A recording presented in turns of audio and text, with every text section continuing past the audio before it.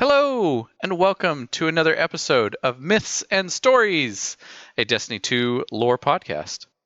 I'm excited because we get to start a new series. I love starting new series. Uh, we are starting the history of the Eliksni. This is one of our many history lessons of Destiny because that's kind of what this whole lore thing is about: is where have we been, what is our purpose, where are we going. uh, and we've covered some of the other races' uh, history and some of their coming up through the galaxies. Obviously, we've covered the Cabal from Torabottle all the way into Gaul and beyond. We've covered the Books of Sorrow, which was the Hive's history, all about the Oryx and Savathun and Zebu-Arath sisters. And so now, and we've covered the Awoken. We don't just do bad guys; we've done good guys too. Though I guess Awoken is kind of like little column A, little column B here. If we're talking tomorrow, we don't know whose side she's playing. Yeah. So we've done obviously the Awoken, and now we're gonna do the Eliksni. We're gonna see if we can follow, because the Eliksni this season have been very prevalent. Obviously, this season is all about piracy and pirates and yarg and it's but we don't really we've never really had a definitive beginning of the Eliksni story. Like there's never been like this, like with the Cabal, there was the great emperor Acrius, and everything stemmed from him. With the Hive, there was this, the Osmium kingdom and all that stuff. And then, like, even with the Awoken, there was Mara and the Exodus Green, and there's all these great beginnings. But the Fallen have always been, and ever since D1, they've always just been kind of this enemy that's there. You see them, you fight them, you move on. There's never really been a huge interaction until we started to get into stuff with Mithrax and later on, which of course I'm jumping ahead of myself, as Myth will yell at me soon. But yeah, Myth, where does this story start? Oh boy. So the story of the Eliksni, which for those that are unaware, although I don't know how at this point, unless you haven't played in a while, when we say Eliksni, that is the true term for the race that humanity refers to as the Fallen. I guess that's where we should start, is some definitions, right? Like, what is an Eliksni? What is a Fallen? Why are they called Fallen? Why are they called Eliksnis? Yeah, so as far as, it's the same thing. An Eliksni is a Fallen. It's referring to the same entities, I guess, for lack of a better term. And as far as why are they referred to one over the other? It kind of depends on the situation, and it depends on the time period to a point. So the Eliksni race, was a very proud race. They accomplished a lot of things, as we will see, before they ended up in the Sol system and are humanity's main enemy for a long time. Humanity deemed them the Fallen after learning that they were primarily in the Sol system chasing the Traveler. Fallen as in fallen from grace is kind of the implication. And the Eliksni their culture started to break down to the point that in some cases they started to think of themselves as that. They started to think of themselves as like, we are no longer the people we once were. We are now these shadows of our former glory. And so even internally, they started to refer to each other as Fallen in some cases and during some time period. That's got to be a struggle too. Like if one entity refers to another entity as something so often and so many times, that just you start to assume, oh well, I must be that. Like that's such a humanoid or a humanizing thing about that. That just, I don't know. That just Mm-hmm. it really sticks with me. That idea. Yeah. So with that in mind, though, we're gonna go back in time a little bit here, to the beginning of the Eliksni Society as we have seen it in the various lore cards and dialogues and stuff. Um, and they started very similarly to how humanity started in the Destiny universe. And in that they were a sentient race that was broken up into different what we might refer to as nations, different groups on their home planet of Riis. Uh, and and say they were going about their life with whatever level of technology they had. We're not sure exactly what, but much like humanity, they were visited by the traveler. And it was this visit that changed everything for them. The traveler arrived, and they similar to how humanity had its golden age, the Eliksni also had a golden age of their own with huge technological achievements and advancements, and they referred to the traveler as the Great Machine. And we can actually get a description of what their home planet Riis was like during this time from the D1 Grimoire card. Interestingly enough, from the Mystery of the Vault of Glass. And there were a few of these Grimoire cards in D1. I believe you were finding dead ghost shells, either in or around the vault.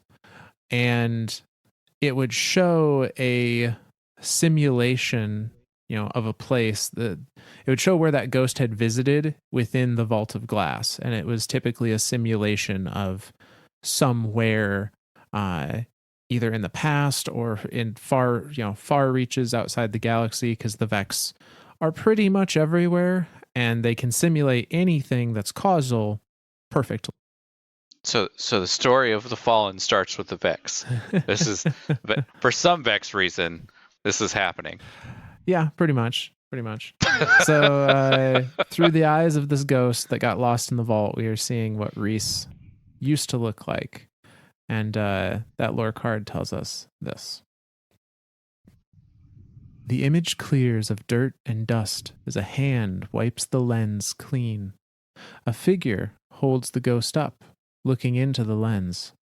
Harsh light from an unfamiliar sun backlights the four-armed creature, making it impossible to see its face. Its massive head turns, and clicking and chittering voice can be heard speaking to something off-screen. While the noises themselves are harsh, the tone and content seem almost gentle. A curious creature, not a violent or angry one. The lens refocuses beyond the creature's head as it talks, and a startling landscape climbs to the horizon. It's a paradise. Carefully tended lakes and rivers, water everywhere, wind their way between fields of lush iridescent crops into groves of starkly colored trees. Every inch of the land seems engineered, brushed by a sculptor's hand for form and function both. The sky is a light pink, spotted with clouds and crowded with ships. Thick lanes of aerial traffic soar through the air, tightly managed and seemingly endless.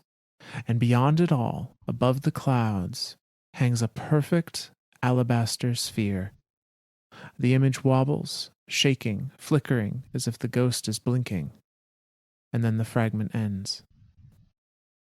And that's the end of that lore card. I that sounds like a really nice place. Absolutely. No, but this is just so I guess let me clarify here. This is something that the ghost has seen inside the Vault of Glass as some sort of simulation that the Vex have created. Yeah, so the Vex created a simulation of the Eliksni homeworld while the traveler was there. Presumably to study traveler stuff and all that stuff. As well as probably study the Eliksni because they Sure. combat with them as much as they do us. And so this ghost stumbled into this simulation of what the Eliksni homeworld was like Okay. while the traveler was there. Well, and I guess that's something to be said about the Eliksni as well. The Eliksni are very much tinkerers. They're metalworkers. They're scrappers. Yes. They're builders. And so when it talks about how like the land had been molded, by the hands of the Eliksni, like that, it's very much. And I guess I've never thought of it this way, but I guess like them already being tinkerers and scrappers, the traveler coming to them just kind of enhance that even further by giving them more ways to tinker and scrap and build, because they're very what would you call it, like non-wasteful, right? Like everything has a purpose for them. Yeah, and actually along those similar lines, and thinking of this idealistic, perfectly agricultured landscape, the word Riis, Riis in this spelling, it shares the same pronunciation, I believe, as well as very similar spelling to the word Riis in ancient Nordic, which refers to like nature and gardeners. And so it kind of harkens back to that very, very nature and bountiful landscape. Yeah. Okay. So we've got an idea of what their homeworld was like, Riis. And we've heard that name Riis before as well. Riis Walker, Riis Reborn. Like these are things that are in game that are referenced. They're always referencing back to Riis, the homeworld. So if you ever see something in game that you're like, oh, that's Riis, that's got to be something important. It is. It's the Eliksni. Again, Riis Reborn, Riis Walker, anything like that, is that remembrance of their homeworld.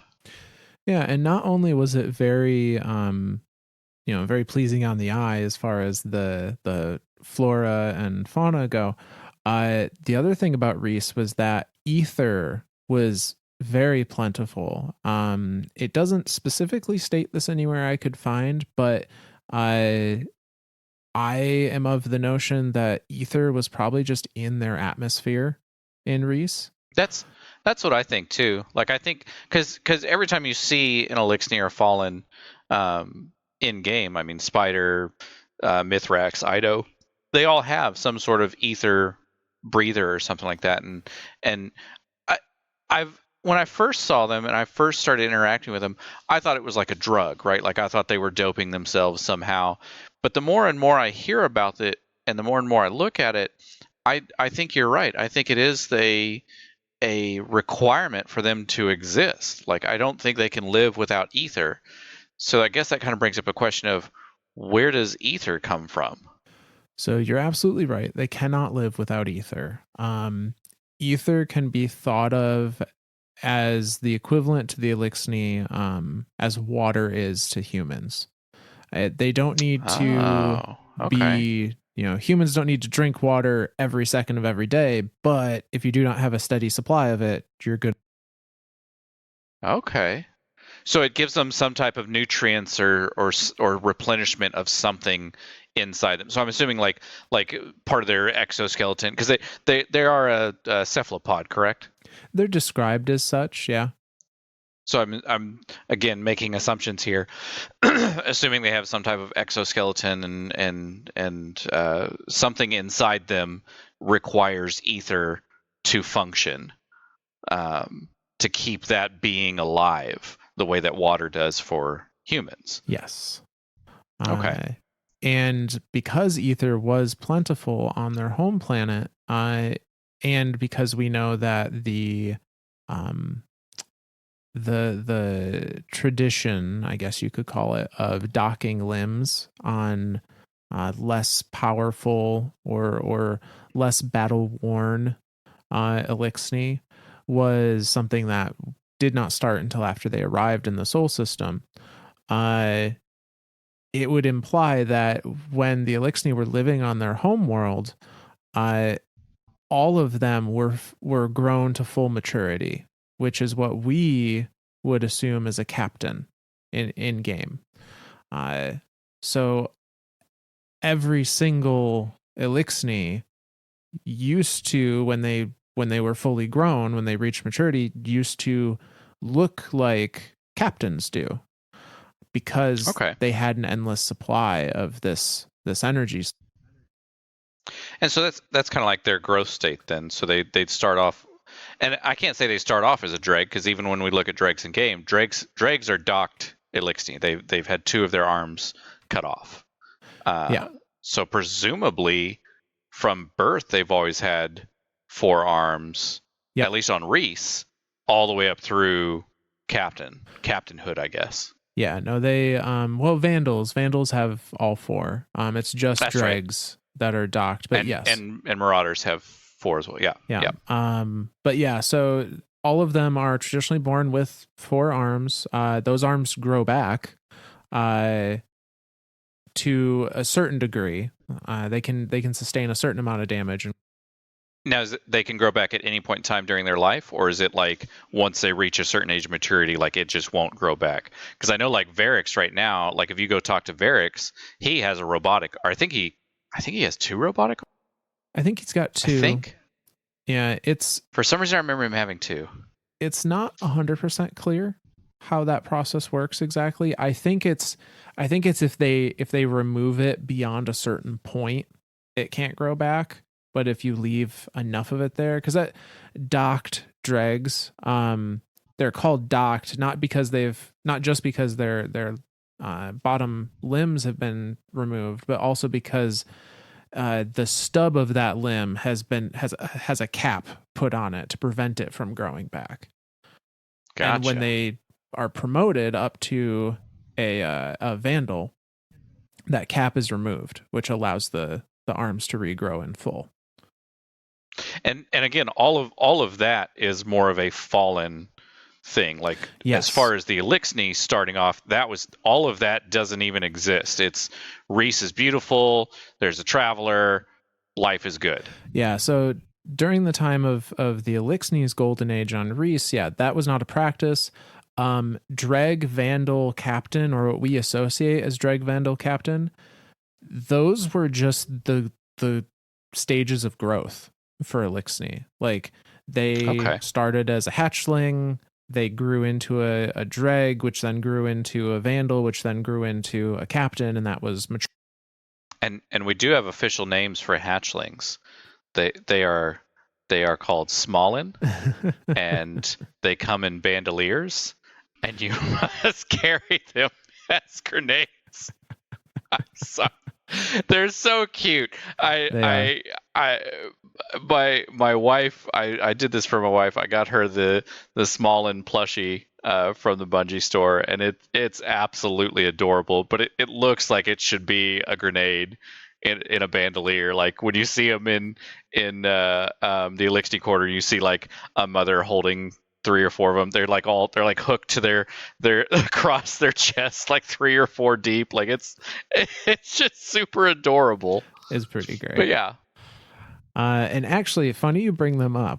So just to really showcase the technological level the Eliksni were at during this time, we can see that their cloaking technology, the ones that like the Marauders use to go invisible and such, those are not originally weapons.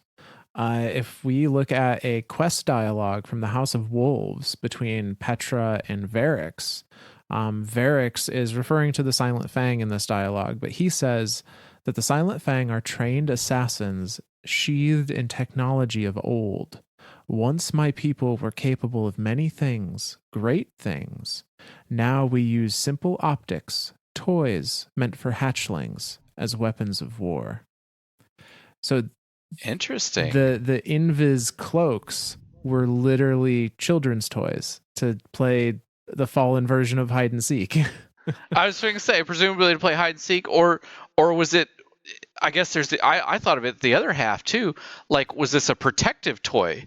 Like they would be playing with it, and now if a predator comes or something like that, that would come to attack the Smallin, now they have some way to go invisible and protect themselves. Maybe so. But I do like the idea of playing hide and seek with invisibility. I can only imagine the mayhem if human children were given invisibility technology. God. Oh God. No, I refuse. I'm not. Nope. Okay, so we've got an idea of Riis. We've got an idea of the growth of Eliksnis. Where's this take us? So Riis is this wonderful place. They've had all this technological advancement, and so the Eliksni do what humanity did. They start to explore outside of their planet, outside of their solar system even, which we did not accomplish. I mean, to be fair, we tried, but the darkness told us no. But we see this on the legendary ship, actually, also from D1, which was called Last Battle. And the flavor text on that ship says, "The Eliksni once ruled many stars, but now we fight for one, not our own," which is a quote from Varix. Okay. So the one star being Sol. Right. They're here now fighting for our star, whether they want to or not, I guess. But but the implication that they once ruled many stars means that they were spread out to multiple solar systems, which is kind of crazy. That's awesome. Yeah. I mean, like when we talked about the Hive, like the Hive and Cabal, like them spreading out, like they just kind of like hit a system, conquered it, moved on. Like it either died or was absorbed. Whereas like the Eliksni is very much the opposite of that. They're spreading out and just growing, just increasing, not really absorbing it, or at least from the sounds of it, not really absorbing other cultures or technologies or systems. In this case, whole solar systems. They're just kind of spreading out. Like they're very. I get this very peaceful idea in my head now when I start thinking of Eliksni, rather than these things that go invisible and piss me off because I'm in a GM and it's killed me 6 times because it's invisible, and I'm just like, oh. And just remember that they are doing that with the Eliksni equivalent of a baby rattle. Fucking kids. God damn it. These Eliksni with their baby rattles are destroying me. I see that. So okay. Now during this time, the Eliksni houses still exist. Okay. And that's what something I was going to ask you earlier too. The different nations, are these what we now refer to as houses, or have they always been called houses, or how does that all work? Yeah, so it seems like they've always been called houses, and it implies that at one point in time they were very separate areas, and then under the Traveler, everything kind of came together, but they still withheld their own individual house identities, and each house kind of took control of a different aspect of society to a point. The way I can think of it is like, in a given city, you've got your different districts. You've got, okay, this is the, shopping district. This is the industrial district. This is the business district, whatnot. Similar kind of vibe with these, where each house kind of had its specialty that it dealt with, but they were all part of the society as a whole. And what does it mean to be part of a house? So for the most part, people are born into a particular house, or the Eliksni are born into a particular house, and like that entire house has a very familial feel to it. It's implied that if someone comes to you of your house that is, in trouble, whether they're a complete stranger or not, if they are part of your house, then you are obligated and expected to help them. Versus if they're not of your house, I mean, they were not at a time where they were like trying to, snub each other, but they still, it was a different feel. It was like helping a brother or helping helping a family member versus helping, just another Eliksni that you didn't know, kind of thing. Okay. And we've looked at houses as well before, and we talked about them, and I mean they mentioned them in game. They also have what the head of the house, a Kel. Yes. What is that, and what all does that imply or entail, I guess? Yeah. So they still had Kels during their golden age, and similar to how they do now, Kels were the head of a given house, which meant they were responsible for the dealings of that house and upholding the kind of image of that house. I guess a way to think of a Kel during this time period would be like the head of a clan in Japan, or the chief of a Native American tribe, or something along those lines. Okay. So not only responsible for looking out for their clan, but like their well-being, their health, their safety, all of that, like everything that a chieftain or a higher an elder of a clan or something like that, they are that level. They are responsible for every aspect of their house's not way of life, but like safety. The big one that I think of is like safety, well-being, all the being provided for and all that. Yeah, absolutely. Now, some of the houses that existed during this time bear the same name as what we are familiar with during D1 and D2, but a lot of them either don't exist anymore or exist under a different name. So the ones that existed during the Eliksni kind of golden age was the House of Dancers, which we now know as the House of Devils.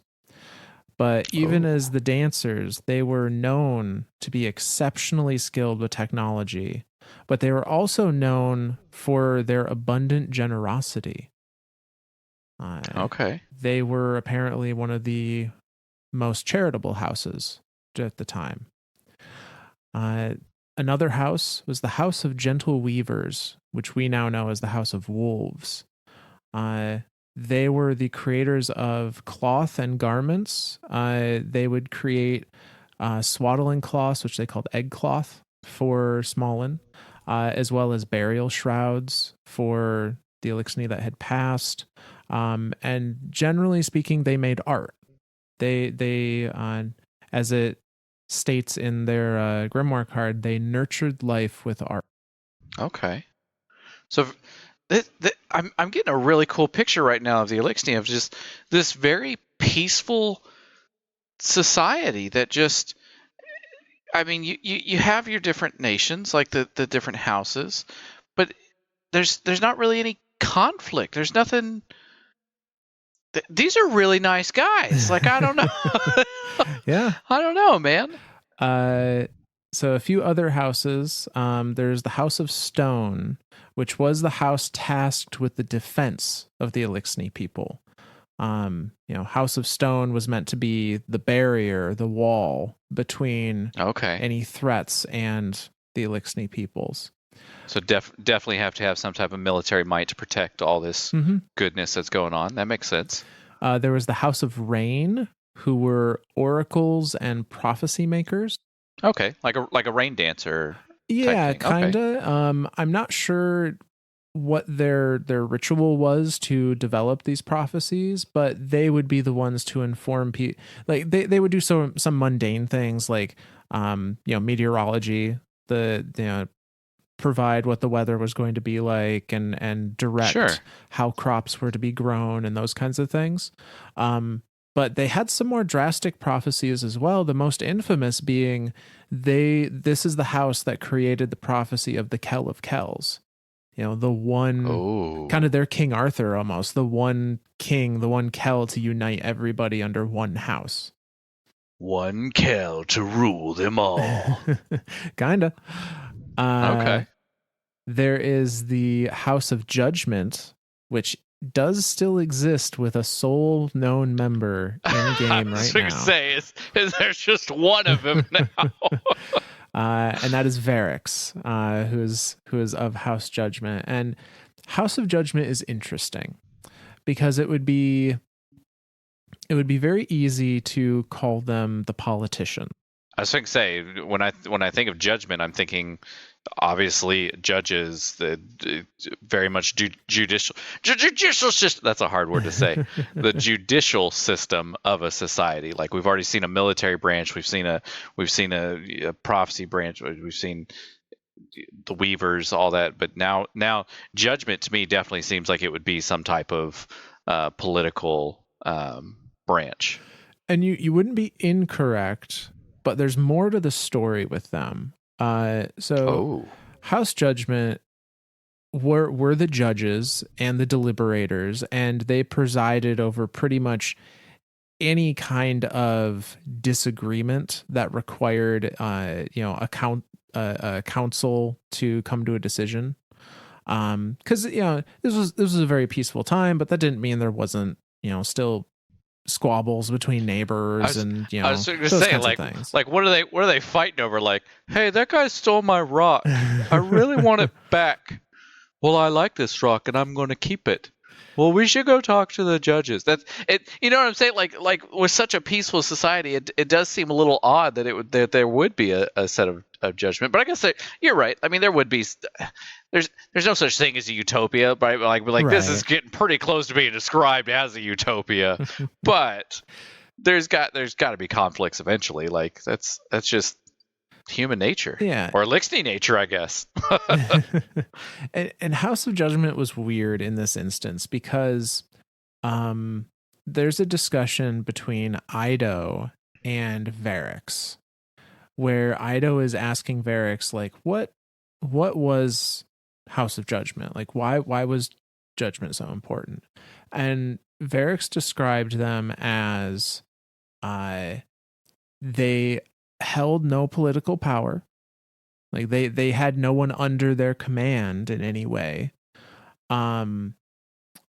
Yet the sheer breadth of their experience and the knowledge that they had about various subjects was so indisputable and highly regarded that it was expected that House Judgment be at any kind of deliberation, and their opinion, even though they held no power as a house, their opinion was so highly valued that it could swing the way events went.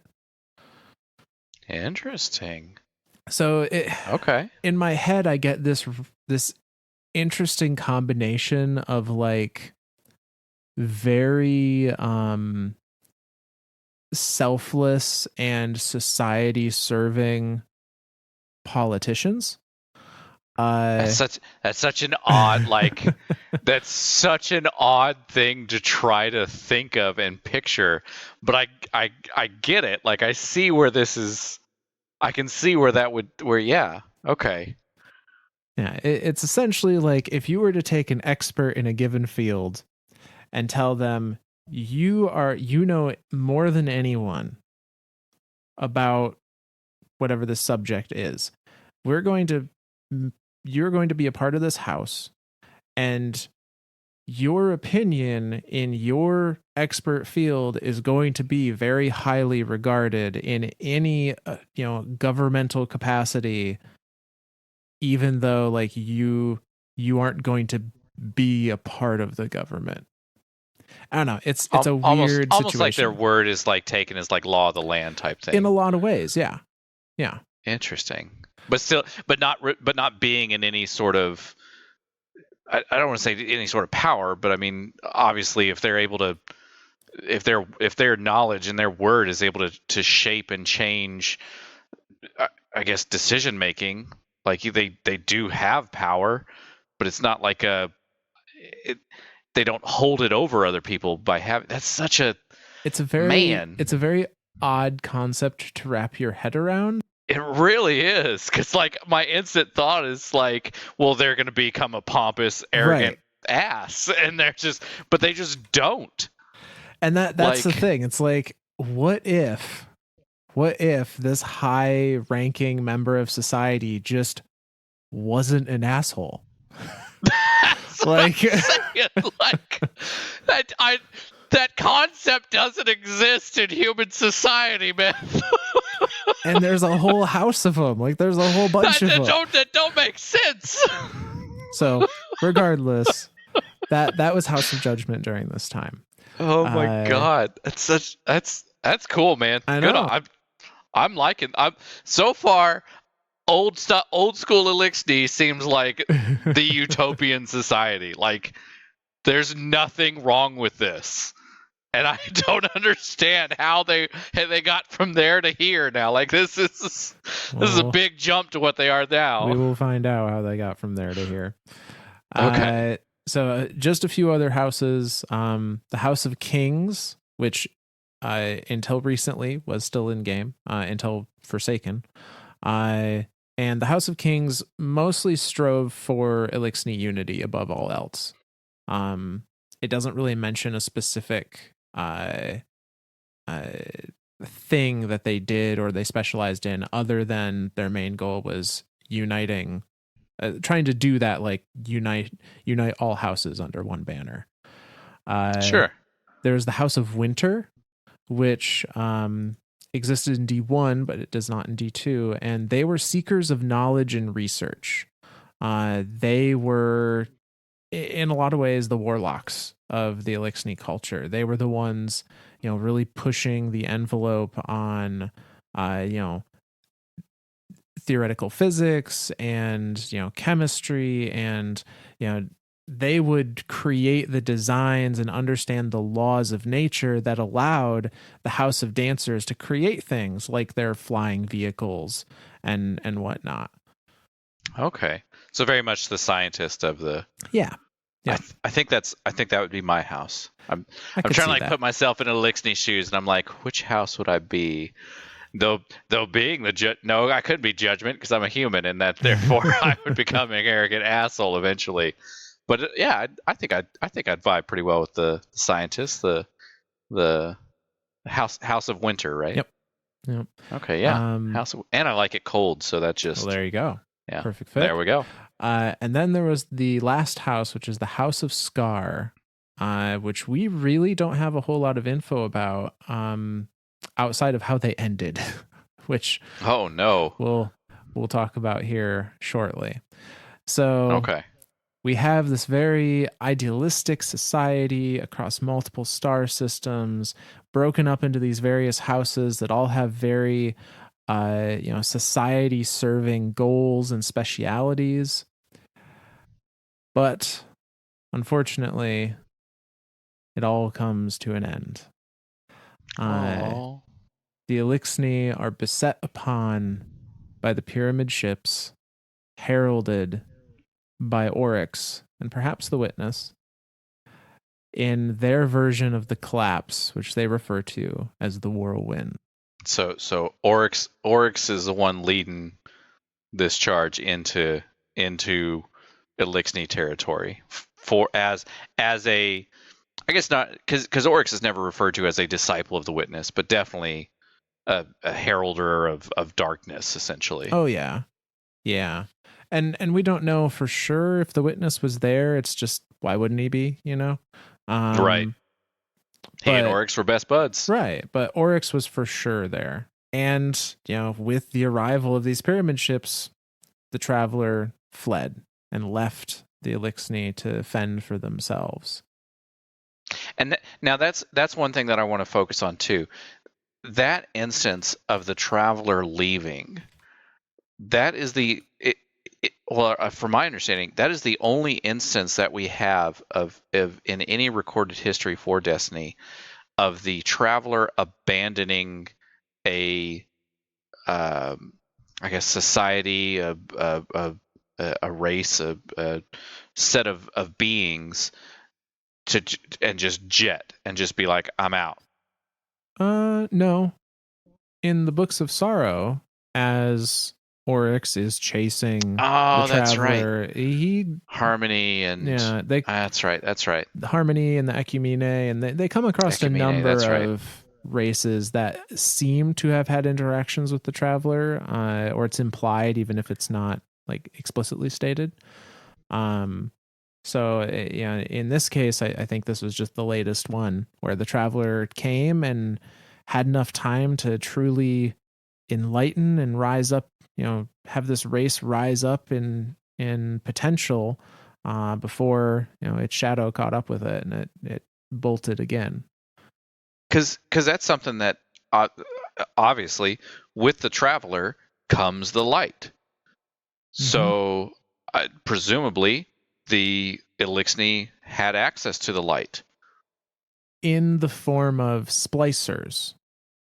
Right. So the Eliksni channeled the light. Again, a lot of this is assumption just based off of what we know now, but the Eliksni most likely channeled the light via their technology, the way that they do with the Splicer Gauntlet in Season of the Splicer, where they can access light energy as it exists on any given planet to power their technology, but they cannot wield it in the way that Guardians can. They can't wield it paracausally. They can just use it as a battery. Have it. Right. They just have it as a tool to be used.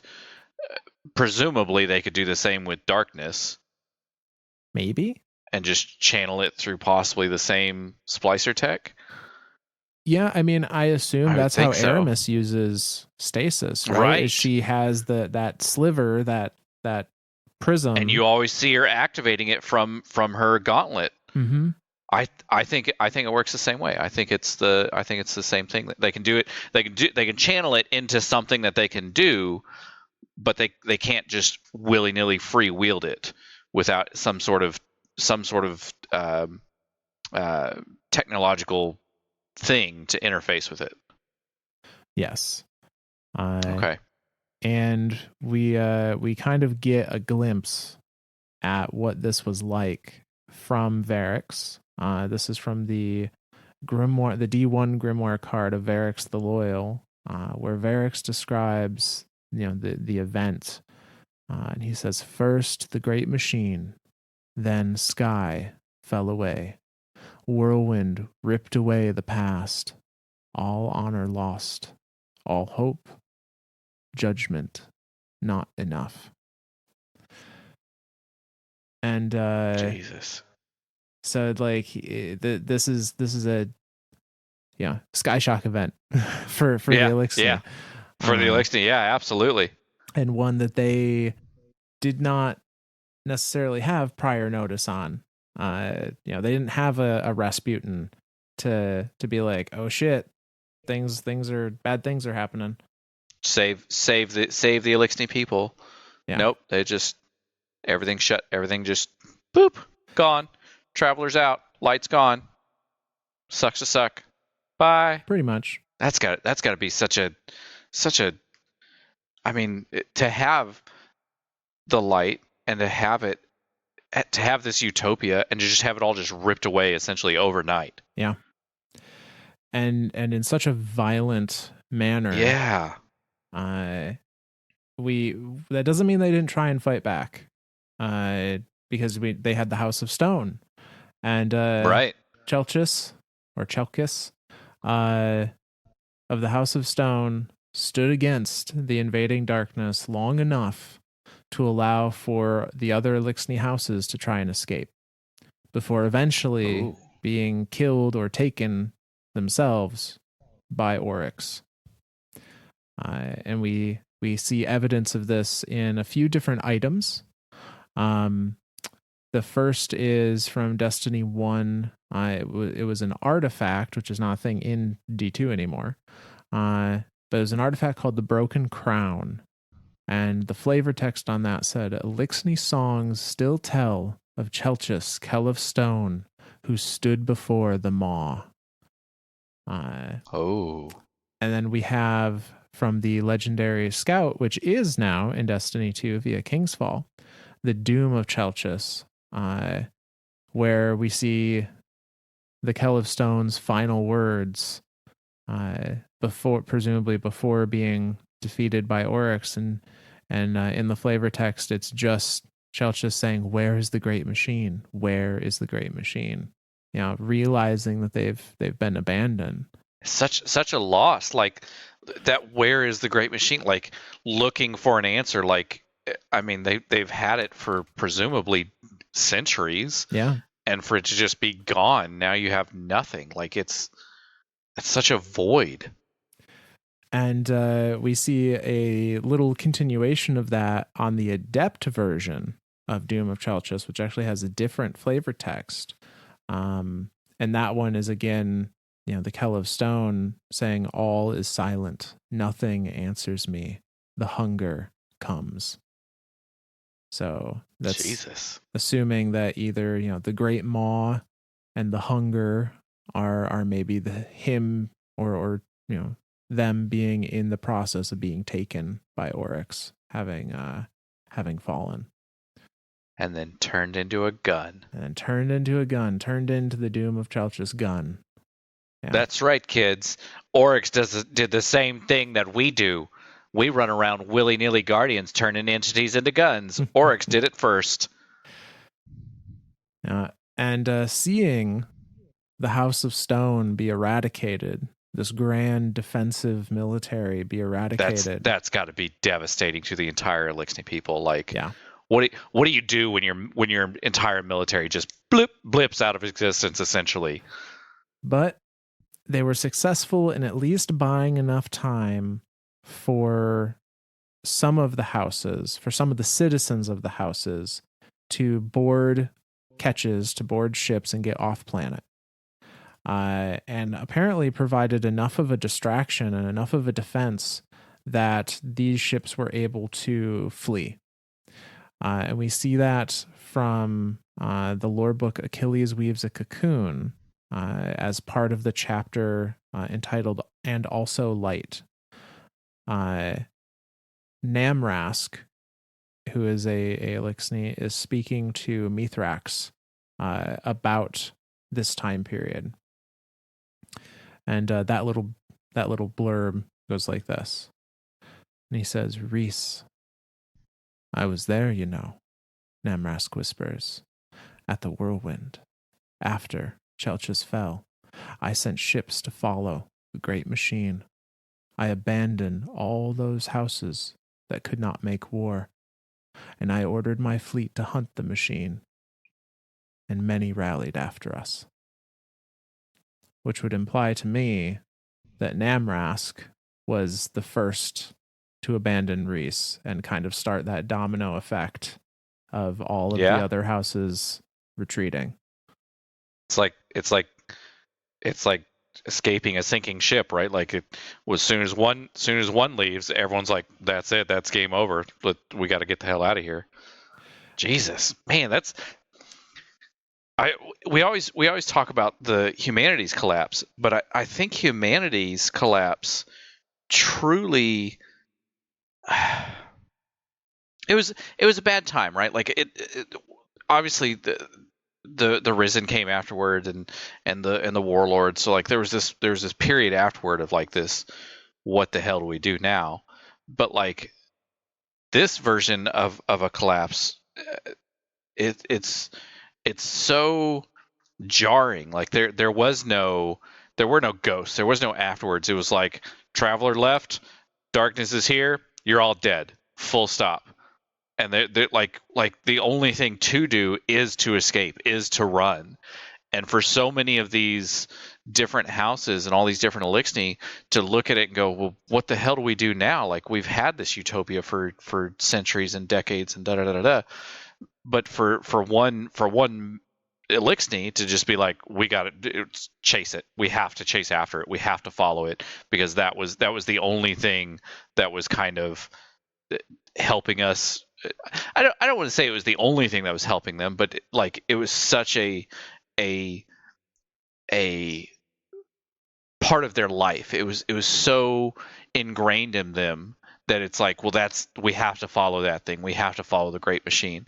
I mean, so much so that like they would build little, I don't know, I don't want to call them statues of the Great Machine. Like that's the greatest gift was to give somebody a miniature traveler that they had built. Like that's and we see that even today in current Eliksni culture, that like having an image of the traveler is like it that's very sacred. It's very, maybe not sacred, but it's very highly thought of. It's a very cool thing to have, a very very prominent and noble thing to be given a gift like that. So yeah, I definitely can't fault him for saying abandon ship, chase that thing, but at the same time, it's like, man, like what do you, how do you unite a people like that of just chase that thing? Well, it's not to say that some didn't try to offer some level of stability in this grand retreat, and that is where the House of Judgment actually comes back into play.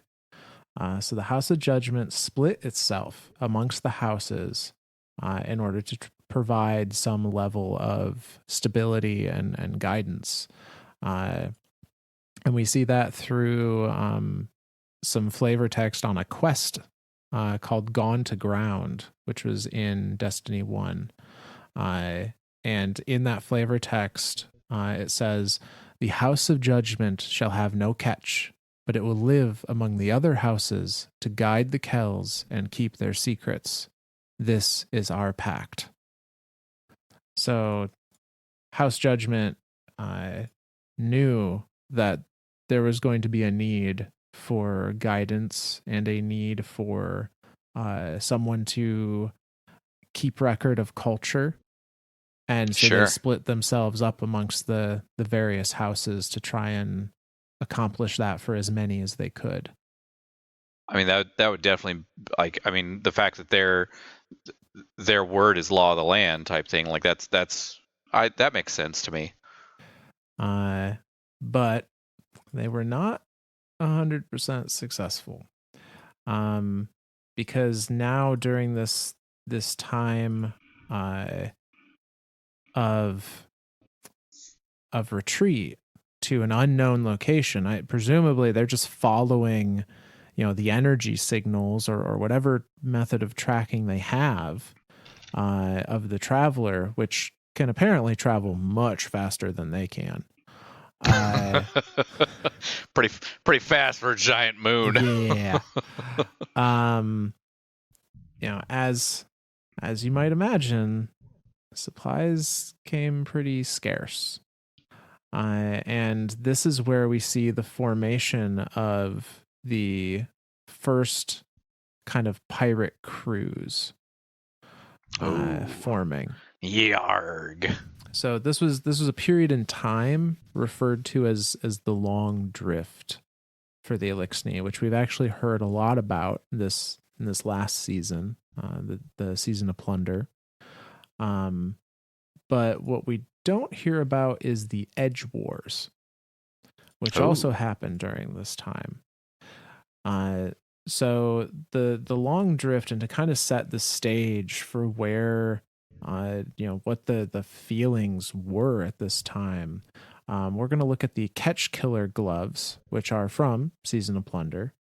And on there we have presumably our guardian asking Ido about what was this time period. And she tells us, "The old crews rose in the wake of the whirlwind during what we Eliksni refer to as the Long Drift, the span of time between the fall of Riis and our arrival in the Sol system.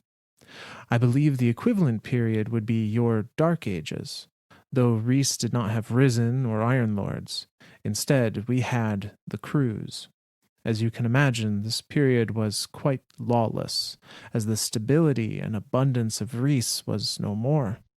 This resulted in what I believe is called a zero-sum game, a situation in which every gain or advantage is earned at the expense of another. Several fearsome individuals rose to great power and authoritative prominence at that time. The Eliksni word for them translates to catch killer, meaning one who boards and wrests control of enemy ships. These catch killers commanded great fleets and raided many supply routes, procuring objects of historic or intrinsic value along the way. It is exciting to wonder what treasures they accumulated beyond those we've recovered already. So these crews formed out of this desperation, because the houses that were able to leave, were able to escape, they presumably weren't, stocked up on supplies, and even if they were, it was not a limitless, amount. You just kind of grab what you get your hands on, throw it on a catch, and haul balls. And you have no idea how far you're going. Yeah. And so we have this period of lawlessness with these catch killers, and even outside of the catch killers, the kind of pirating crews, there was infighting amongst the houses as well. We see this again in the Varrick's book, Most Loyal, in the Job Undone chapter. There's a section where Varrick says about this time period, he says, "Now there was all but nothing left of his culture, only pirates and scavengers and lone wolves, like the days before. No trust, no honor, no way to be necessary." And that necessary. That's something that we hear a lot of from Varrick's about being necessary, like being like. I don't know how to describe it. Like how being so important that you are required. So Yeah. that's like your safety chip. Like that's your safety bargaining, or that's your bargaining chip or safety, whatever. But for at that point in time where there's just no law, so law of the land doesn't just flat out doesn't matter. Who cares what you say? I need to survive. I've got piracy on my side. Like I see that thing, I go raid it. I take it. I do whatever. Like it's amazing that anything survived that period. It is, and Varrick's goes on to describe in the D1 Grimoire card for Varrick's the Loyal. There's a section where he says that Varrick's was not able to keep the wolves from the kings or the scar from the winter. All fell to fighting, fell to hate. So presumably those different houses literally died out because of... Yeah, we know the wolves survived, but the wolves and kings had an altercation. But I think the House of Scar, was literally destroyed by House of Winter. Holy cow. Because they are never mentioned again. I mean, I mean, that level of lawlessness, of just desperation for survival, that's all it is. There's God, that's mind-blowing to think of. Utopia, whirlwind, death. It's so immediate, it's so fast and so rapid.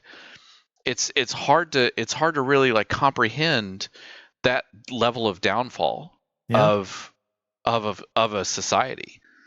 But I mean, like it's and we hear this throughout all of this season of the Plunder, of you had your captain of your ship. They had their crew. If they happen upon another ship, get to the captain, kill the captain, take the loot. Captain gets the winning captain essentially gets his share of the plunder. The rest gets divvied up as the crew sees fit. And if someone takes more than their share, and we've seen that throughout different lore cards too, they're eliminated. So it's all this. It's such a lawless time. Like it's and Ido even mentions it too, of like the fantastic level of the pirates, and yay, and pirates are brutal, dude. Like Yeah. it's not just this fantasy world of drinking rum on a beach.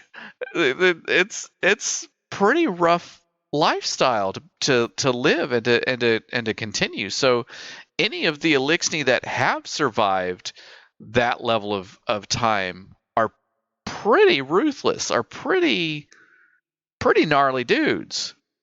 They are. And even their culture is changing during this time. This is where we see. Is this where we start to see like stuff like docking? I don't know if we've seen docking quite yet, although I wouldn't be surprised. Because this is where we started seeing ether rationing. And Oh yeah. ether rationing turned into like you get as much ether as you are worth.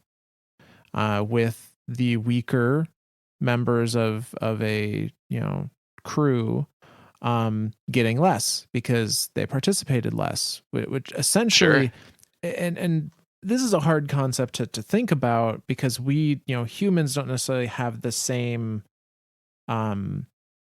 growth stages that an Eliksni would, but the amount of ether they get directly relates to how much they grow.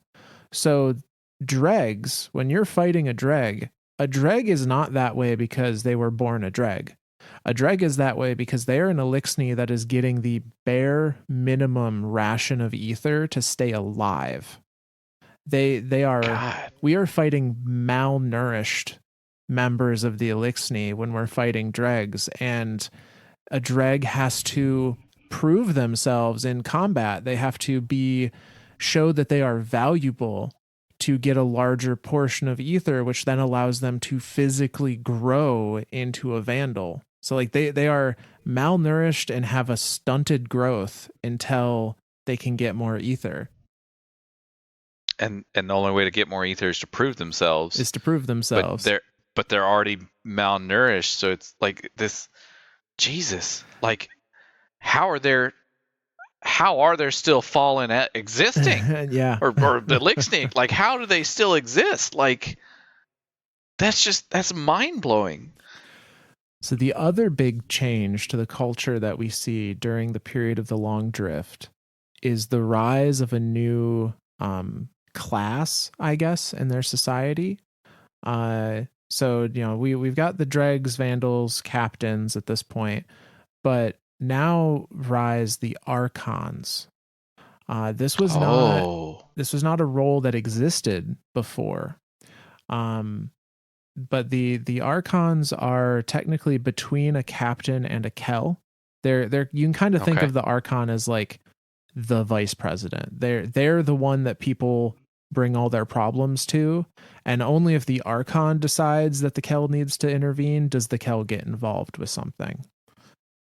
Okay. But the archons came about again due to need. So we see this in the lore book called Lawless Frontier in the chapter Evolution of Faith. And it tells us archons had long been elevated in fallen society, but their stature grew and their role shifted following the whirlwind. As desperation took hold and the last of the fallen raced across the stars in search of salvation, their dependence on machines evolved into a deep-rooted need. Their weapons to fight, their ships to fly, their servitors to survive. That need became worship. That worship became faith. And the archons, those who oversaw the care and consecration of the servitors, were looked upon to provide hope through their words, teachings, and interpretations of the machine's wants, needs, and desires. And that's where that section ends. Cow. So it's interesting that they mentioned servitors, because that's something we haven't even talked about yet, as well as Shanks. So this is actually a perfect entry here. What is a servitor? What does it do? Why does it exist? Yeah, so servitors are incredibly important to Eliksni, not only how they've built their society in the Sol system, but also in function. Now, it doesn't say this, but I wouldn't be surprised if servitors have actually been around since their Golden Age, since their time in Riis. Because if they did colonize other star systems, I assume that every planet they went to was not an ether-rich environment. Right. It's just like us with oxygen. Like, right. Oxygen doesn't exist on every planet unless we put it there or we find some way to synthesize it there. Right. And the Eliksni had the same challenge to overcome. You know, sure. How do we live somewhere that doesn't have this ether sustenance? And what they did was they developed servitors. Servitors take organic material and turn it into ether. Okay. So that definitely explains one of our earlier questions. Where the hell do they get ether from? Yes. It all comes from some sort of servitor. Yes, it all comes from a servitor. And that is why, and they're showing here that not only were archons seen going from essentially engineers to priests to like this religious icon, but the servitors as well are considered, I mean, they're like the givers of life. Exactly. They often refer to in D1 and D2, there's references of different houses treating their house servitor as like a demigod, essentially. But it's just a machine. Like, does a servitor have sentience? That's a good question. Presumably they're all built.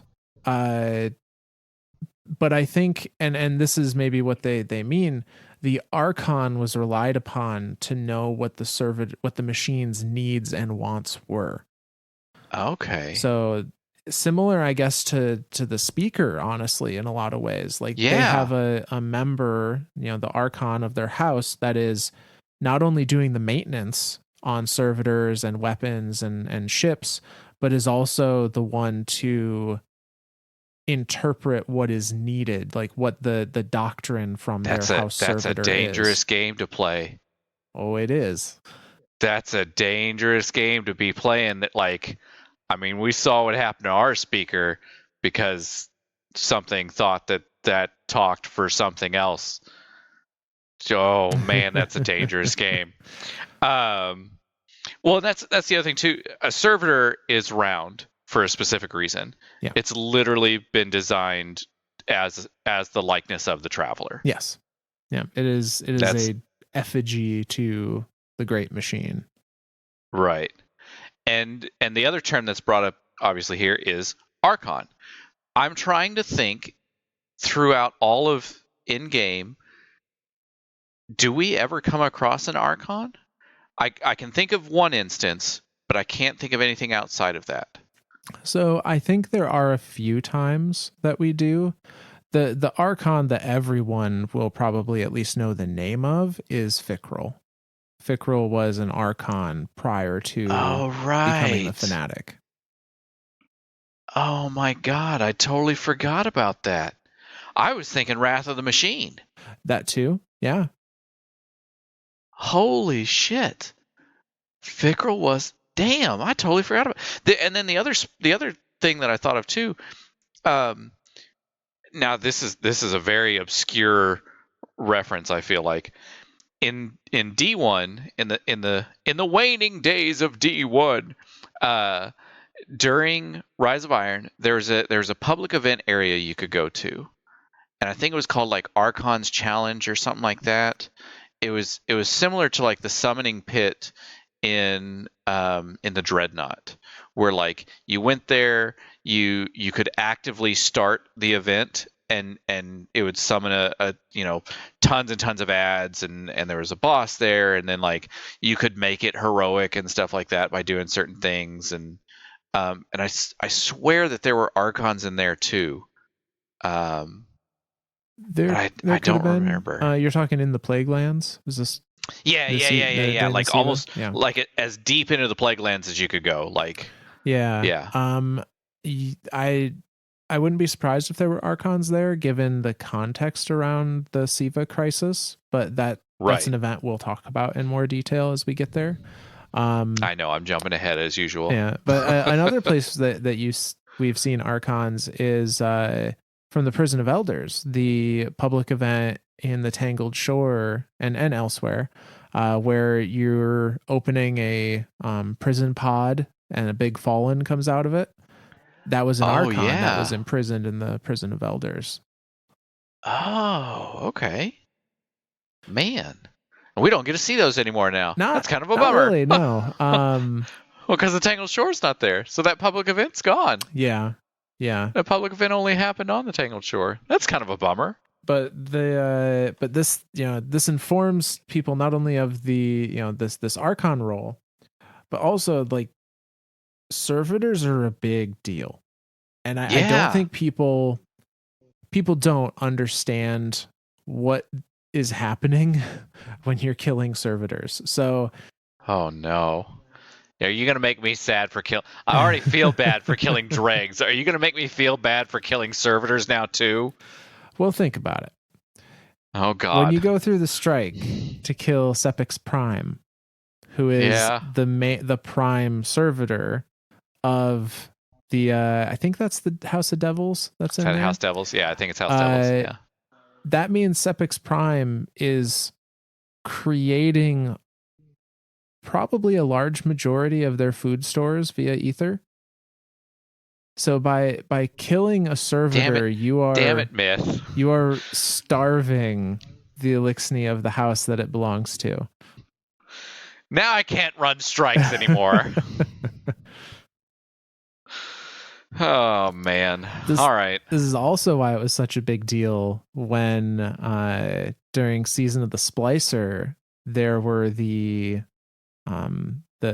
citizens of the city that tried to take the law into their own hands and vandalize the Eliksni quarter.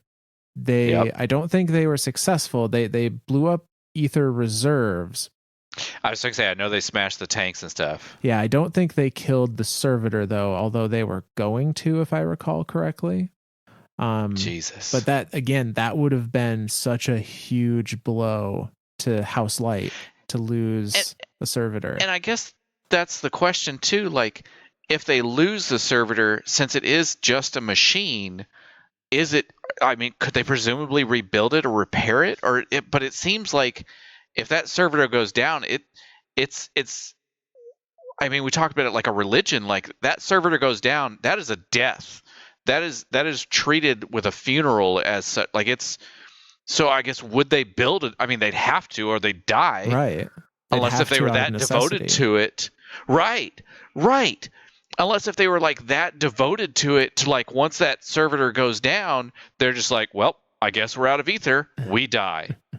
Like, that's a mind-blowing concept there. I assume that they rely on their house's Archon to make another, to provide, or make more of them, or rebuild it, or I could whatever. See that. Which again, just lends more to that level of reverence for the Archon, because if they're the ones, that's probably why we don't see much anywhere. Like, we don't see them out in the wild. I feel like they are a very protected being amongst the houses. Yeah, absolutely. Because if the Archons, are the main ones that do maintenance on the machinery, including the servitors, then like losing an Archon is almost worse than losing the servitor, because Jesus, now it's, you have no option to get it back. Nothing. You have literally nothing. Like, that's got to be the end of a house. Like, if the house Archon goes down, that, I feel like that would be the true end of the house. Jesus, man, that's a rough way to.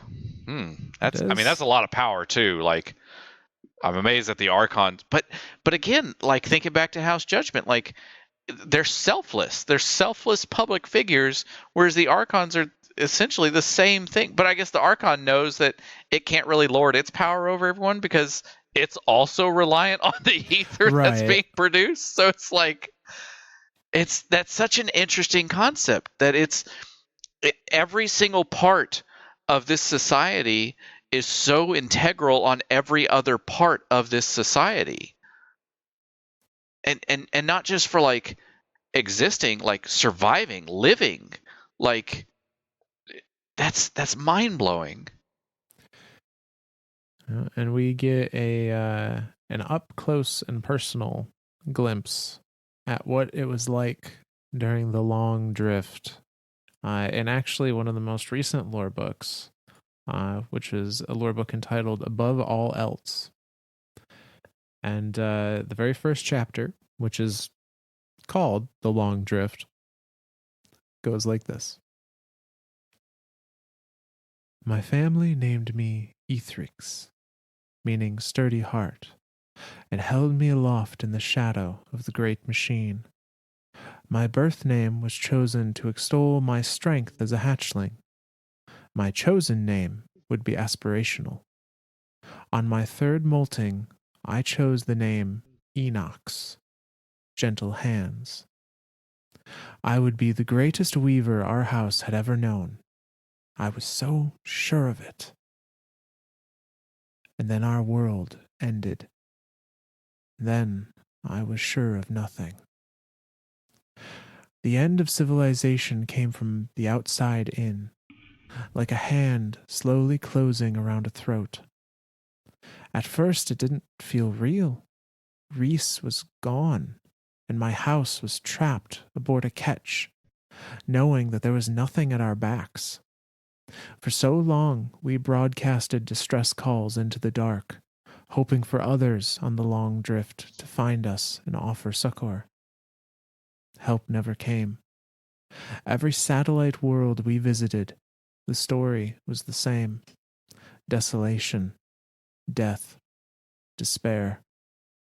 Weeks of searching turned into years, and I feared we were the only ship that slipped between those proverbial fingers of destruction. Were we the last? We had to continue hoping that it wasn't so. As we drifted among the stars, we inevitably lost members of our house along the way.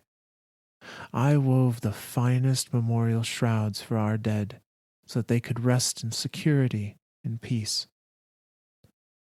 Then, as the egg cloth ran out, we could not give them the dignity of binding.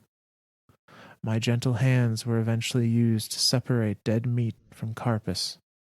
We would not starve in the dark. My son was brought into this world of isolation, abandonment, and suffering. I should have crushed his egg and woven it into cloth, a regret I will always carry. My sentimentality for the old world won out, and bitter hope for the future stayed my hand. I named him after my father. I did not know if we would carry on our house's tradition of birth names and chosen names. What purpose did it serve now? What did it matter? My son's father died weeks after the birth. He was not missed. It was better that way. His death was something I did not regret. It would be years before we encountered another catch. It bore the sigil of the House of Dancers, renowned for their skill with machines and their generosity to those in need. Their Kell agreed to send an emissary to discuss our needs. I knew this emissary, Aramis, when we were children. All I knew of her in adulthood was that she had a wife and hatchlings. I had hoped the whirlwind had taken it all from her, and I hated myself for wanting that. But Aramis was no longer the weak child I once knew. That much was certain when I greeted her aboard my ketch.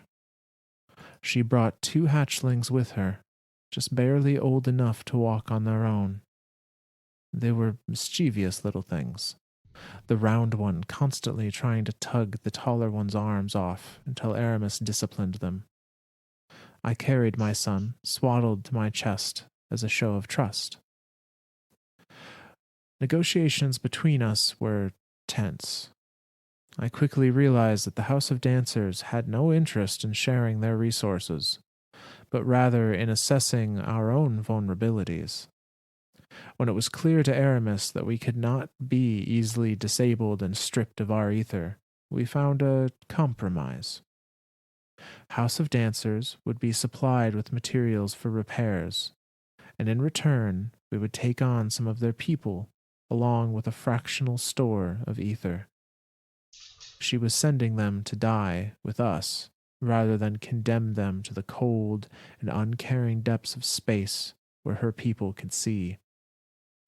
I learned who Aramis had become, and what ideals she lived by. 2 hands in greeting, 2 hands concealed. It was an inequitable deal, and Aramis knew it. Your alternative is death, she offered me. A coward's voice slipped out of my mouth when I declined that choice. I asked her where her wife was, hoping I would inspire her to feel for a moment as hopeless as I did. But she did not so much as flinch, and then hoisted the 2 hatchlings onto me. They were not hers, as I had assumed, but the first of the House of Dancers that we would take in the exchange. Too many hands, not enough ether to go around. The simplest solution was also the most difficult one. We had to find a way to thin our numbers again. And that's the end of that lore card. Jesus, Smith.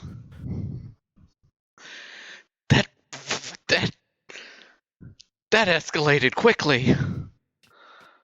Hey, I was not ready for that. I was not ready. I should have smashed his egg. Like, what? Okay. Yep. I don't know what to say here. We get our first look at Aramis. Yeah, we did. Holy crap. I mean, like that's okay. Holy crap. Man, long haul was bad. Yeah. super freaking bad. Gosh. Like that's I don't know what to say right now, man. I'm like shell shocked right now. It's just the level of brutality that's there. Like, I mean, just willing to just like I mean, I guess I on the one hand I get it. Okay, so on the one hand I get it, right? Like you're in a space like you're born into a utopian society. Everything is great. You're going to be the finest weaver ever. And then this collapse happens, this whirlwind happens, and you're just thrown to the freaking wind, like just out in the ether, out in the nether, out in the void, out in the nothingness, and all you have is what you have on you. You're jumping planet to planet to planet, and everywhere you go, it's just like nothing. And then you finally come across another catch, which is of your own kind, and so in your mind, you're like, okay, well, this has got to be helpful. But even along that way up until that catch, like you're starting to run, you're running out of supplies. Like the it talked about the burial cloths, like not being able to provide the dignity that would normally come with an Eliksni death. Like and then hey, here's a hatchling born. I should have just put it out of its misery before we even started. Like that's mind blowing. And then father dies, and then now that, oh my god, this is still like I'm still like processing this idea. My hands would be used to tear meat from carcass. Basically, we would not go hungry. They're eating their own dead because they have no other choice. Holy shit. Whirlwind was bad. The long drift was worse. Yeah. and then they come across this other catch, and it's got House of Dancers on it, right? Like, oh, hey, these are, yeah. And then this Aramis comes over. Oh, hey, you're this timid little, nope, battle hardened, whirlwind hardened, long drift hardened Aramis comes over like, hey, we're gonna make an exchange here. You're gonna accept or die. And essentially they're just like, I kind of have an idea what's gonna happen, but then to just throw her these two hatchlings, like, hey, these aren't even my kids. I'm just giving hatchlings away. I'm not gonna feed these little shits. I'm going back to my ship, and I'm gonna have, just like we see in Fallen Society now, where the stronger are gonna get stronger, the weaker they're shoved off to the side and apparently eaten. Yeah, holy crap. Yep. It was some bad times. And the long drift was a very long time. They're talking about centuries, years. we talking decades. So it's hard to say for sure. But I mean, I would say at least decades. Like they're talking about, they drifted for many years before her, son was born, and then they drifted many more years until they actually encountered Aramis. I'm thinking it was, at least decades. Well, it had to have been, honestly, it had to have been centuries, because while they're on the long drift, humanity's in their golden age. Oh yeah, because the Traveler's with us at this point. Traveler's with us now. Now they're racing or not racing. They're trying to chase it down, and it got here a lot faster than they did. Yeah, and I mean, we had centuries, right, of go. Wow, and that entire time, they're literally just drifting through space, dealing with these hardships. Jesus, stealing from each other, because there's that's nothing all. That's else all there. you have. There's nothing. It's a void. It's just, holy cow. Okay, well, now that I'm all sobered up, what the hell comes next? Yeah. Well, before we jump there, there is one entity that we haven't talked about at all, and that's Shanks. Yeah. What are Shanks, and are they important, or are Shanks a Fallen thing, not an Eliksni thing?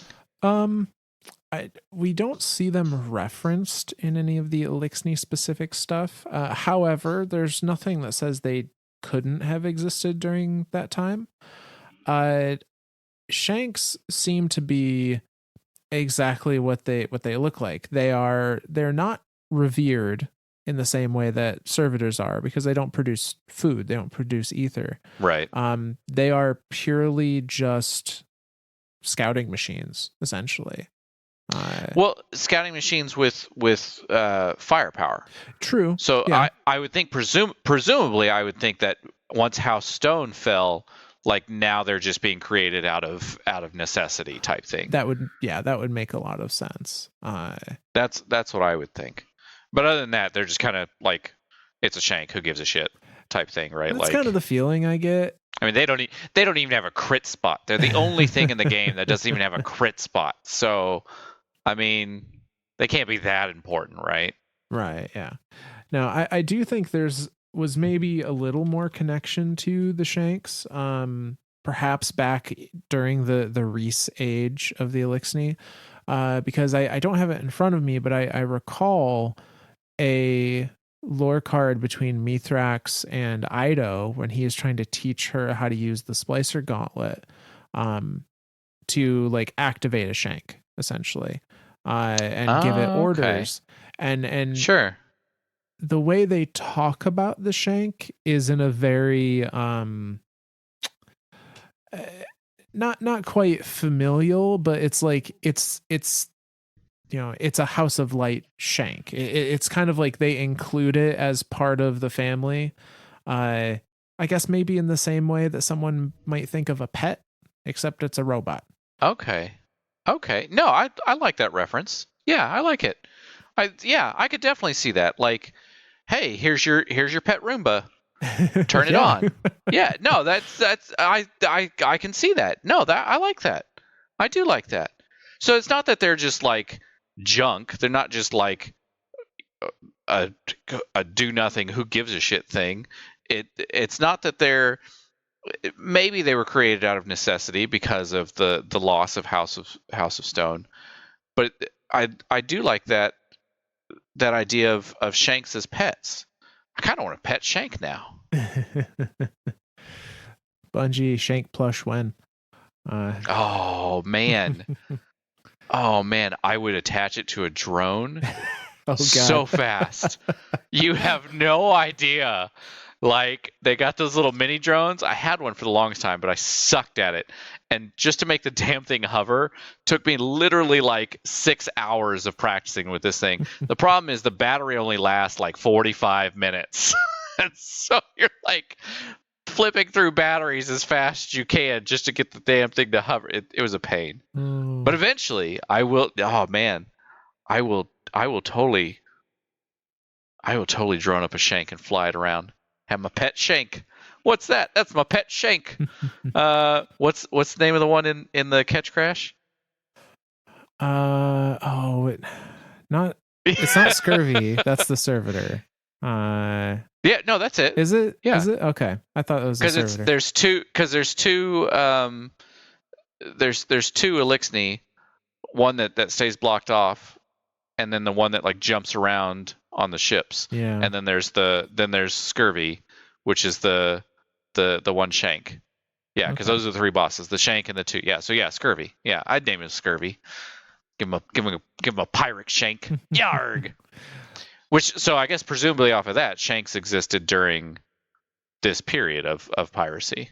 I would assume so. It was probably a case of, I would assume actually House Dancer, being the more technologically savvy of the houses. Oh yeah. Probably, was trying to develop some kind of defensive weaponry. Wouldn't be surprised if either shanks came out of that, or that's where the idea of mounting guns to shanks came from. Yeah, I could see. Now I'm picturing my dogs with laser beams attached to their heads. Yeah. Yeah. Yep. That's exactly what's happening here. Shanks are their pets, and now they've put guns on them. All right. Good job, Eliksni. Yep. So eventually, though, the long drift ends with them reaching the Sol system.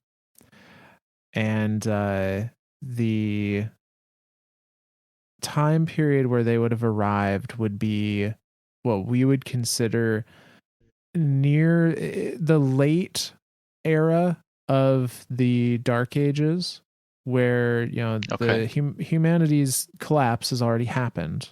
The forces of dark have come and gone, and now it's the first risen, and a group of people are slowly migrating to the camp, essentially, that will become the last city that is under the Traveler. And we get a little bit of a timeline here where actually during the Season of Plunder Week 5 cutscene, Aramis says that the Fallen arrived in the Sol system centuries ago. So the Fallen, the Fallen have been here since our Dark Ages, but multiples of hundreds of years that the Fallen have been in the Sol system. Well, and I mean, hell, when I think of the Awoken and them being here, and Petra talking about 16 centuries and whatnot, and even Even poor Uldren coming back with his throat slit. There's aliens, and one of them tried to kill me. Yeah, they've definitely been here a hot second. And so we get a little introduction to what it looked like when they first arrived, through chapter 2 of the Above All Else lore book called The Whispering Dark. And it goes like this. We had sailed the long drift for centuries, but I had yet to come to terms with our new reality. My son had only borne witness to a fraction of it. He was still young, still struggling to understand his place in the world. The two children from House Dancers, Rackus and Civix, were slightly older and had become his reluctant friends. They protected him from the adolescents who would steal his ether when I wasn't looking. It was not a family to me, not truly. I had yet to understand what that catch is kin. Once we found the great machine, we learned that it had uplifted a whole new species, granted them power beyond anything it had ever bestowed to us. That betrayal drove some in our house to despair, others to death, and many to violence. Adapting to this betrayal was to be our next challenge. I listened to the poison-minded advice of soft-shelled cowards and tried to speak with the great machine's new chosen, our usurpers. They repaid the machine's kindness with violence, killed 3 of my closest friends, and I later discovered that they shucked their carapaces and wore their chitin as armor. We learned all we could about these usurpers, like how their limbs were supple and could be pulled from their bodies far easier than our kind, and I came to love the sound of their screams. If violence was the only language they spoke, so be it. Time had made me fluent. Some of my house refused to abandon the old ways. The fools draped themselves in the naive remnant of splicers, praying to a god that had doomed us all. They could contemplate their failure with what was left of their lives in the cold dark. I had no time for them, save for goading them into raids. If we wanted to retake the great machine, we would not do it by prostrating ourselves like weeping children. We would take it back by force. We killed the machine's chosen, taking what we could, rooting through the rotten innards of their dying world. We took refuge in the shadows of their dusty moon, where the usurper's ruins stuck out like bones from the dust. It was empty. It was silent. But there was value to be had in picking those old bones clean. On one such expedition, I had strapped my son to me and set out to pick over the bounty of bones. But it was not the spoils of spinacle and plates of hard steel or fragments of clear cut that proved most valuable. It was what we found buried beneath the bones, what was buried deep. We traversed the day into dark tunnels, where something hideous festered beneath this moon's surface. Horrific creatures that stank of wet soil shrieked like dying animals and tore at flesh. They possessed a ferocity we had never seen before, and my raiding party was being whittled down one by one. But when it seemed like these creatures were to finish the rest of us off, they relented. They appeared to hear something that terrified them, something that left us to wonder, what are monsters afraid of? The creatures scurried back into their warrens and vanished into the subterranean temple they spilled out of. And for a moment, I thought I heard something too, something soft, a whisper, but as forceful as a scream. That was when we saw it. situated in a rift beyond the temple, the true treasure of this dusty tomb, a pyramid of jet black, opening its doors for us. And that's the end of that lore card. Well, damn, this escalated the other way really quickly. Holy crap. So I don't know why I didn't put 2 and 2 together. Those 2 kids, what are their names again? Rachis and Civix. Rachis is the original name of Spider. Civix is the main fallen, seemingly in charge of trying to take the forges in Season of the Forge, the Black Armory forges. Oh, okay. Okay, gotcha. Okay, so who is the speaker of this again? What's the name of that Eliksni? Yeah, so the narrator of this is Enox. Enox. And that's her re-chosen name, or how does that work again? Apparently in their house, which is the House of Gentle Weavers, which we now know as the House of Wolves. Right. Her family gave her the name of Ethrix, and she chose the name of Enox. So okay. I think that's like a first name, last name scenario. Gotcha. So her first name, which I guess she gets to choose her own first name, is Enox, and her last name would be Ethrix. Okay. So it's not like a moniker name and the nickname. It's more of a first name last name thing. Okay. That's the vibe I get, I'm following now. I'm following around. They also talk about a usurper. And that's the hive. That's the right? Well, that's who they're mentioning. The usurpers that they're referring to are humanity. Those that usurped the great machine. Okay. Gotcha.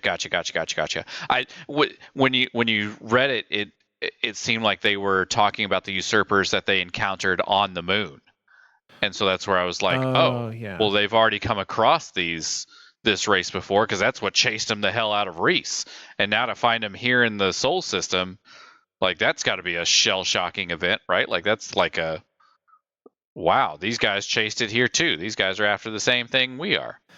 Although it's an interesting point. So with Oryx was there, so it would be safe to assume that there were hive there, probably as well as taken. But it almost seems like they aren't familiar with them, because her description is that horrific creatures that stank of wet soil and shrieked like dying animals. Possessed a ferocity we had never seen before. So it doesn't sound like they recognize the hive. Okay, I've got a theory here then. Because we know that the hive, as they evolved from the krill, right, that hunger became more and more and more and more. Maybe they didn't recognize them because the hive at this point in time, now that they've the fallen or the Eliksni have come across them again, it's so different than what they had seen before, that that hunger is so insatiable now, right? Because we know that hunger tree, right? Like the thralls feed the acolytes, which feed the knights, which feed the wizard, which then feed Oryx. See, one of those three, all the worm, all that devouring, all that stuff feeds up the chain, and all this is just to feed the worm gods, which then feed Mama Worm, which then feeds the upending. Like that's how the whole chain works there. And so maybe when the hive first came across the Eliksni on Riis and drove them out and the machine, Traveler said, "Peace, I'm gone." They didn't have that level of ferocity that at that point in time. Like they were still dangerous, because we know like and that's a question there too. I guess, when did Oryx learn to take? I think it was around when they came across the Ecumene that he had finally been shown the power, because the Ecumene almost wiped out the hive. Yep. Not wiped out. They definitely came to a stalemate there, and then that's when Oryx came back and was like, "Hey, I've got these tablets. I know how to take now. Yeah. Sucks to suck on the opposite side of that. So I mean, and we don't know where the hive came across Riis. So Oryx and the hive could have come across Riis before having the power to take, which is why Chelchis is a gun now and not a taken. Yeah. Right? Like true. the bones and the sinew of him. What's the point? Because once they're taken, who cares, right? Like I feel like once something is taken, like they are no longer an entity. They are just right. I don't even know what to call a taken, right? Like they have no will, they have no nothing. But Doom of Chelchis is a gun. It is bones and muscle and sinew of Chelchis. I think that Oryx found, like Oryx in the hive came across Riis pre Ecumene, wiped out House of Stone, obviously, made him into a gun, and moved on. And then once that amount of time, because obviously the long drift lasted for centuries, and now they get to the Sol system, and more centuries have passed. Like, I mean, I feel like this makes sense. It definitely does in a lot of ways. The only thing that makes me wonder is just it's that unreliability of the timeline. Sure. Because Oryx, if I recall correctly, references that they have, the hive have been crusading across the galaxy for billions of years before he ends up in the Sol system. So it's like, it's not impossible. It certainly isn't impossible that he hadn't learned how to take before meeting Riis, but then it's like, was his ability to take a fairly recent thing by the time he got to us? It didn't seem like it. Could be. So well, so a billion is 1,000,000 years, right? Or is that 1,000,000,000? It's 1,000,000,000 years. I think so, yeah. Okay, yeah, no, that's a long time. That's a long fucking time. So yeah, I don't know where they intersected. And it could be that maybe the House of Stone were the only ones to actually fight and see the enemy. True, because they were like the front line. They were like, we're going to stand as bulwarks so the rest of you can escape. Yeah. So maybe that's the case. Maybe none of them ever came face to face with even came across it before. Yeah, that could be it too. But one way or another, they come across the Whispers, and they come across pyramid ship. Yep, the lunar pyramid ship. Which they've seen these things before, like presumably. Well, maybe they saw them before, because again, the whole battle over Riis, or I guess, do you call that a battle? I don't know what to call that. A losing slaughter. A losing slaughter. I don't know what to call that. But we don't know if Oryx brought pyramid ships with him there. No, we don't. But we do know what happened next. So they found this dark black pyramid ship under Luna, and as we see in the Season of Plunder Week 5 cutscene, Mithrax's mother, with tiny little Mithrax still strapped to her chest. Oh, this is Mithrax's mom. Entered the pyramid and found Nezarec entombed in the lunar pyramid, and she harvested his body and turned the pieces into the relics of dark power. Boom. And that's where we're going to be done for tonight. Well, you.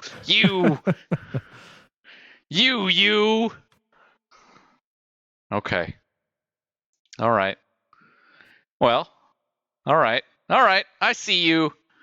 Yeah, that's okay. So the narrator is Mithrax's mom. Yes. Because you're right. Because she was the one that first came across Nezarec, chopped him up, said, "Oh, look, darkness. This is pretty close to light. Let's use this."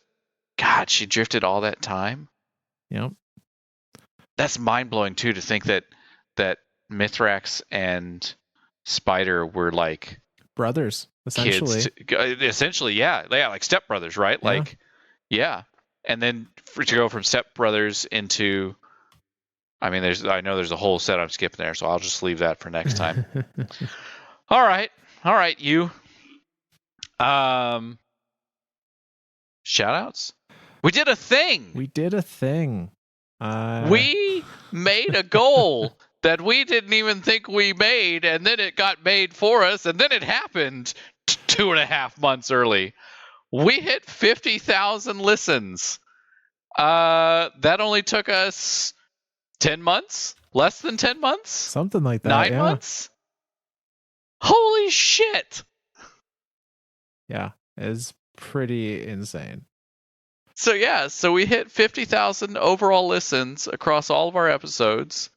And Myth, you threw it out there on the tweeters, and we got some shout outs from that. Yeah, as well as some other places, but I definitely wanted to shout out some of the people that were very kind about us hitting that 50K milestone. And actually, as absolutely insane as it is, I had just checked our numbers. We are already at 53,000. Well, okay. Well, new goal 70K by the end of the year. That's happening. Holy shit. But no, so just to give some shout outs and some personalized thanks. Is that 3K in a week? Yeah. Get the fuck out of here. Yeah.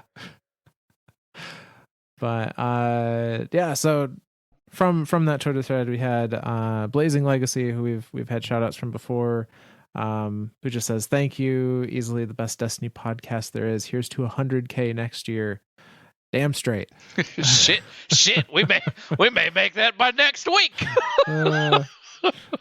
But thank you very much for that. Yeah, hell yeah. Say we have one from a Darren, who says, "This one time I will say what Z says incessantly.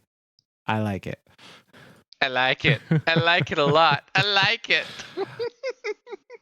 Yeah, there's a lot of things that like I don't even know what to say when I reanalyze it and think about it, and all I can think of is, yeah, that gels. That I like it. It makes sense. It falls in line. Hooray, Bungie writers, you're doing your job. Good job, Bungie writers. Keep it up. Yeah. So yeah, thank you. Yeah. We have another one from Desaya, who says, "Thank you for making such an enjoyable podcast. Always get hyped for a new series, and it makes my day so much easier. Keep doing what you do. It's greatly appreciated." Well, guess what? New series now. New series. Bam. Bam. New series. You ask and we provide. Absolutely. But glad to hear that you're enjoying it and that it makes your day easier. That's always good to hear. I love all the guys and gals and that let us know it makes their day easier. Like it makes me so happy. I like it. I like it. I'd say, and our last one from this thread that we're gonna talk about tonight was from BT, who just says, "Thanks to you, a couple of legends keeping my Destiny flame alive on the boss's time." Hell yeah. So one of our many, it seems, people that choose us over work. So thank you. Don't get fired. That's the only thing I ask, right? Like, yay, listen to us. Please don't get fired over us. I don't know if I can live with myself with that. That's a rough one, but yeah. Oh. Yeah. But we had a couple of additional shout outs tonight that come to us from the various reviews. So we're going to read some of those out. I love those. Those are Myth will send me. He'll find these during the week and he'll just send me a screenshot of it. And I'll, sometimes I'll be in the middle of just kind of either having a bad day or just a shitty time, and then I see it, and I just get happy when I see these. They make me happy. Yeah. No, they're great. So we have one from Audible. It comes to us from a J Enox, who was kind enough to leave a 5-star review. Thank you for that. It says, great storytelling, great personality. Never fails to bring a smile to my face. I've been listening on Amazon Music for a while, but it doesn't have a rating system. Keep up the good work. Well, thank you. Thank you for absolutely feeling strongly enough to switch platforms just to leave a review. that does mean a lot. I absolutely love that. So we have a few others coming to us from Apple Podcasts. Let's say the first of those says, another very kind 5 stars, thank you, who says, love the podcast, perfect for my commute every day. And they ask, is there any way to listen to the beginning episodes? Y'all mentioned an earlier episode about Mara Sov, and I couldn't find it. Seems like a few are missing. So there's a little bit of a story here. Yes. So we do have a few things that we recorded very, very early on that because they were very early on and we had no idea what we were doing, not that we do now. Literally no clue. We gotta have a clue now. But they were awful audio quality, and they were not in a format that when we moved to Podbean we could get to without having just like a bunch of white noise and it was bad. However, it was pretty rough. However, the good news is that all of the previous subjects that we talked about in this in those very first episodes, which were the Awoken and the Glycon, we have reprised. I think a little bit of Uldren as well. I think a little bit of Uldren, you're right. We have reprised those. So for Mara Sov in particular, we tell her story in our Awoken series, and pretty much almost all of the Awoken series is essentially the story of Mara Sov. Yep. And then we have a episode dedicated to the Glycon, which was another one of those really early ones.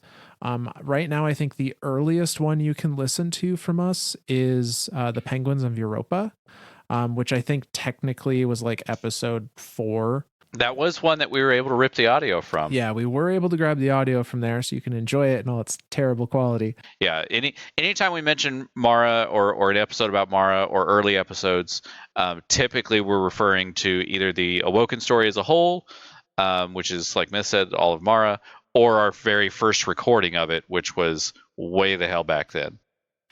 Yeah, which you can just listen to the current Awoken story, and you'll get honestly better content than you did. It's before. So much better.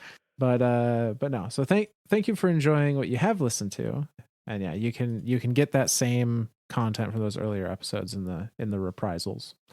So we have another one from Apple Podcasts here that and I have to laugh because the username is Parents Are Disappointed, which is phenomenal, sir. Congrats to you on that username. I mean, he's not wrong. It is a vibe for sure. But they say these two can make me laugh and smile while working a minimum wage job in retail. There's no higher compliment I can give a podcast. These two are excellent foils for each other. They had me hooked from their initial release of their Books of Sorrow series, which I highly recommend. Well, thank you. Books of Sorrow was a little ways back now, so thank you for continuing to listen since then. That was one that I think I pushed for, because I was like, I want to do something big, and it was during that big dead time. I say dead time. It was during that really long season right before Witch Queen, and then like we keep doing this. We keep lucking into what we're covering next, because we covered all of that, and then I think we had like a week or two of covering Eris Morn, and then Witch Queen happened, and there was so much lore that we had covered that helped refresh my memory of some of the things that happened, that as we're going through Witch Queen, we're like, oh my God, this is what they were talking about, the Books of Sorrow, and da da da da da. It was so perfect. It was one of my favorite ones to cover, just because they again, Taken King was where I started playing Destiny back in D1, so the Hive and the Taken and all that. Taken specifically, but like to see the history of the Hive and all of that that's one of my favorites. So yeah, thank you so much for continuing to listen. Yeah, no, absolutely. So we have one last one from Apple Podcasts tonight, which comes to us from a Wobbles. Another 5 stars, so thank you very much for that. But their comment is that as a landscaper, I can't hear when I'm mowing. I love the stories though. Keep it up. And the subject was great content. Just make it louder. So thank you very much for enjoying everything. I can't make any guarantees about making it louder because I try really hard to try and get a balance for the average headphone user that maybe isn't dealing with machinery in the immediate vicinity. So I don't want to necessarily blow anyone's ears out, just to crank the volume a little bit for people that may be in those outlier situations. But we'll see if we can tweak it a little bit. But thank you very much for listening when you can. Absolutely.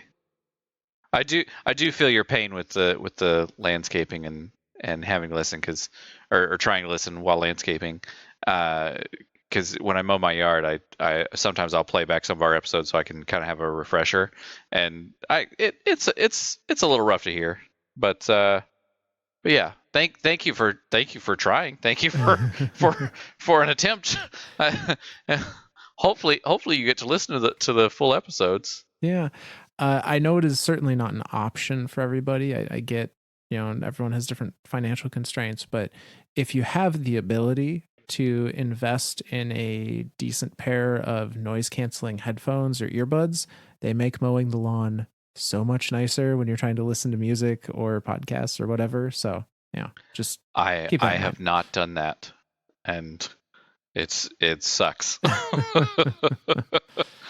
But yeah, no, that's I know, and this is something that I've done recently too, where I'll have like a set of noise canceling headphones that aren't I guess they're just mufflers at that point. Like they're not it's not a headset. It's not like you can't plug audio into it. It's literally just like ear protection is all it is. Oh yeah. But then I'll take like an earbud and slide the wire up in there underneath it and pop an earbud in one ear, so that way I can have audio that way. Yeah. And then you have a little bit of cancellation too. So that's obviously that could be hopefully another solution. I know we're trying to come up with solutions to this, but problem solvers at heart is what we are. Yeah. But so I say that is the end of the shout outs for tonight. But I do just want to do a blanket thank you again. 50K, 53,000 now is I swear ridiculous. I swear a week ago it was like 47. Like am I crazy? It feels like it. It feels like it was. It feels like a week or two ago it was like 47. Did we jump 6K in a week? I said 3K earlier. Did we jump 6K in a week? If we jump 6K in a week, something is happening, and I'm scared. I don't have the statistics in front of me at the moment to tell you, but fair enough. Yeah, it's pretty nuts either way, and that's awesome. Just thank you, everybody. Absolutely, thank you. Oh, and then I got to give a special thank you. I've got a ton to choose from today. Yeah. You know what?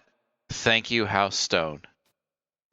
Thank you, Chiltress, for being the bastion, for being the final stand, for being the wall to let the few Eliksni that could escape. Even if they do try to murder me on a daily basis. Single-handedly, House Stone is probably the only reason that Eliksni are even around. God, so somber. Okay. Well, you got anything else, Myth? No, that's it. Alrighty. Well, then from all of us lore nerds to all of you guardians out there, we'll see you next week.